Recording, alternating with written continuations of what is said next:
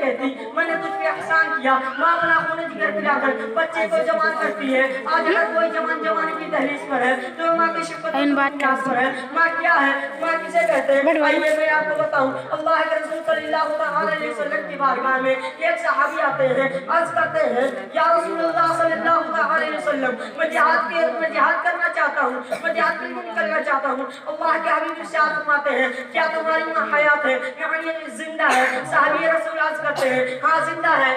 آپ کریم صلی اللہ علیہ وسلم ارشاد فرماتے ہیں کہ تمہارے لیے بہتر ہے کہ تم اپنی ماں کی خدمت کر، یہ تیرے لیے جہاد سے بھی بہتر ہے۔ میرے پیارے آقا صلی اللہ علیہ وسلم سبحان اللہ۔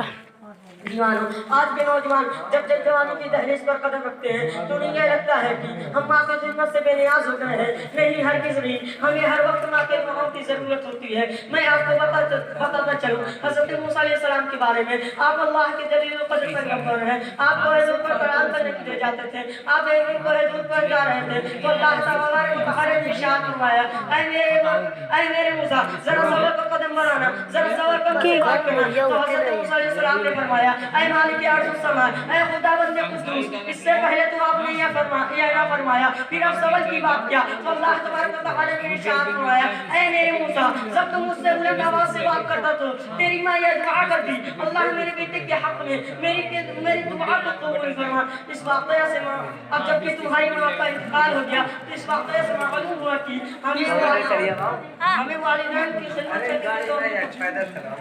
ہمیں والدین کی دعاؤں کی ضرورت ہمیشہ کام آنے والی ہے۔ سبحان اللہ۔ اللہ تبارک و تعالیٰ کی بارگاہ میں دعا ہے کہ ہم سب کو والدین کی خدمت کرنے کی توفیق اور عطا فرمائے۔ آمین۔ السلام علیکم و رحمۃ اللہ۔